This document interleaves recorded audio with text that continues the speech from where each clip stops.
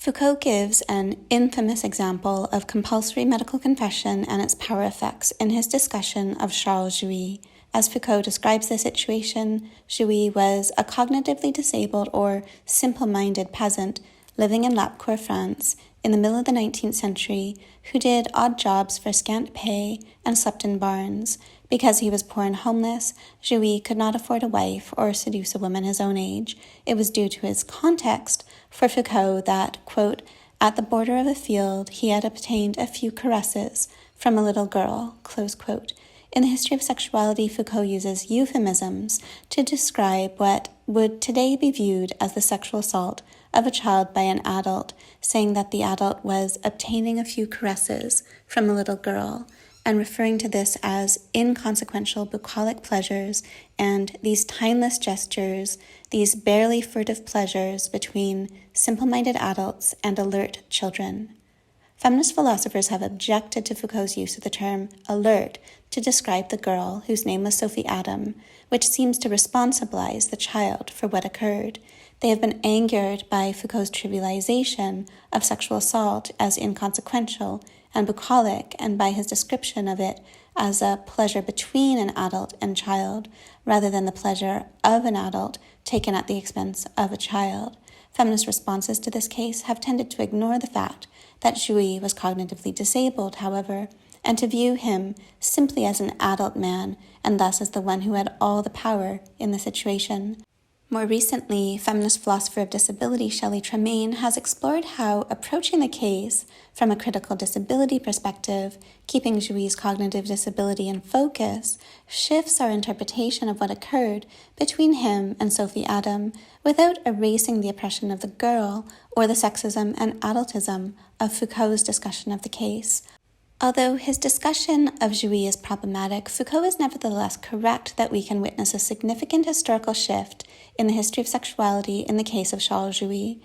Foucault is correct that events such as the assault of Sophie Adam had occurred regularly throughout history, and no one paid much attention to these incidents before.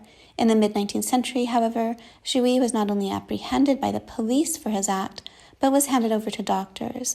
These doctors not only subjected Jouy to medical tests, but wrote reports on his case and incarcerated him for the rest of his life. Jouy's sexual acts were not interpreted as arising from his situation, but as an expression of his being. Although the term pedophile had not yet been invented, Jouy was diagnosed by doctors as innately perverse, and thus it was decided that he could never be released from hospital, even though, as an idiot, which is how he was diagnosed, he was deemed innocent. With respect to cases such as Jouy's, Foucault argues that 19th century psychiatry was not so much repressing perversions as implanting them and incorporating them into individuals. Even if scientists spoke of these perversions with disapprobation and disdain, their objective was not so much prohibition as understanding. They wanted to categorize perversions, to know what gave rise to them and what their characteristics were. In this taxonomical fervor, he writes, quote, to marry a close relative or practice sodomy, to seduce a nun or engage in sadism, to deceive one's wife or violate cadavers, became things that were essentially different, close quote. Although these acts were not novel, what was new to the 19th century was the interpretation of these acts as revelatory of discrete identities. As Foucault writes, it is possible that the West has not been capable of inventing any new pleasures, and it has doubtless not discovered any original vices, but it has defined new rules for the game of powers and pleasures. The frozen countenance of the perversions is a fixture of this game. Previously, Foucault argues the perpetrator of a forbidden act was nothing more than the juridical subject of them.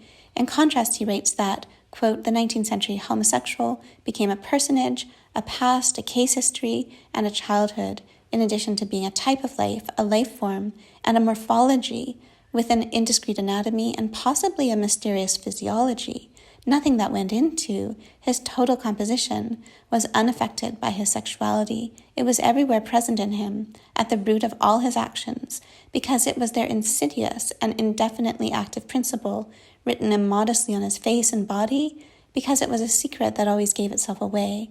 It was consubstantial with him, less as a habitual sin than as a singular nature, close quote. Foucault notes that homosexuality in this period was, quote, characterized less by a type of sexual relation than by a certain quality of sexual sensibility, a certain way of inverting the masculine and the feminine in oneself, close quote. Homosexuals were called inverts, and it was gender that was inverted. Homosexuality, like other sexualities, was not so much about what sexual actions an individual had performed as it was about the kind of being that they were. As a result, he writes, quote, the sodomite had been a temporary aberration, the homosexual was now a species, close quote. How does the perverse implantation or the social construction of sexualities occur?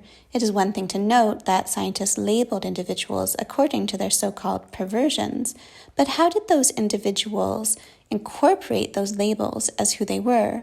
Why did we submit to medical power such that we have long since accepted the view that we have sexualities and these sexualities characterize us in significant ways? One explanation is that if a person is spoken about in a certain way and made to speak about herself in that way, she will eventually come to see herself that way, at which point she will act according to how she has come to see herself. If a child is continually told that she is no good, she will eventually believe that she is no good, and then she will act in ways that confirm this judgment. We can see this both as a submission to power, she submits to being what she is told that she is, but also as an unintentional resistance to power.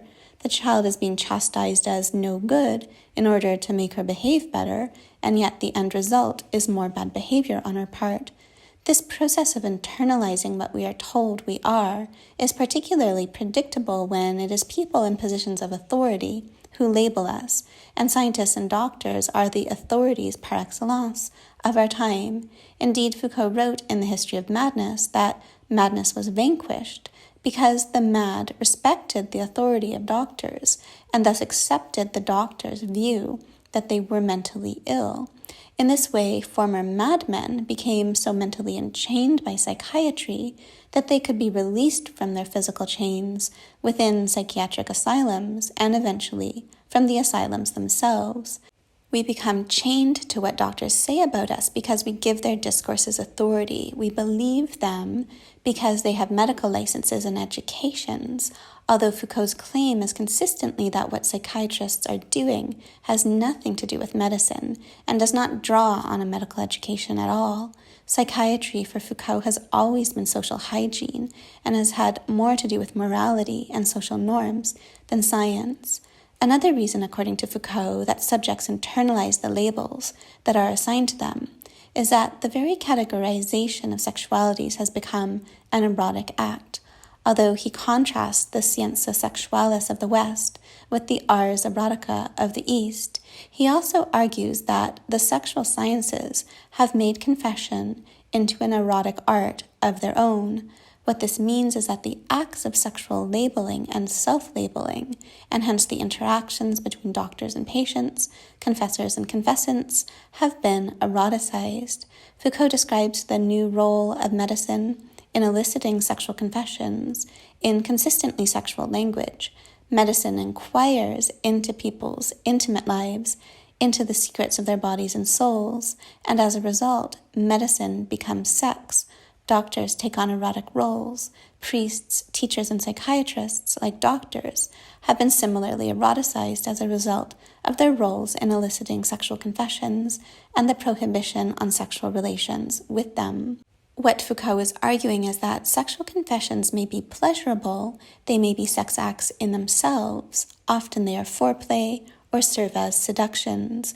We then believe in the tales we tell them again because we are erotically invested in them. Foucault thus writes that the growth of perversions is not a moralizing theme that obsessed the scrupulous minds of the Victorians. It is the real product of the encroachment of a type of power on bodies and their pleasures. What this means is that perversions are not resistances to power, but the effects of power. Needless to say, the perverse implantation or the social construction of so-called perverse sexualities is not what was intended by sexual scientists. Scientists had a will to know about sex, to taxonomize sexual perversions, and perhaps even to cure them. Their wish was never to produce perversions and to incorporate them into patients. This unintended effect of the interpenetration of pleasure and power illustrates 2 points that Foucault will make in the final sections of the history of sexuality. Resistance follows from power, and power is always in excess of the intentions of those who try to wield it.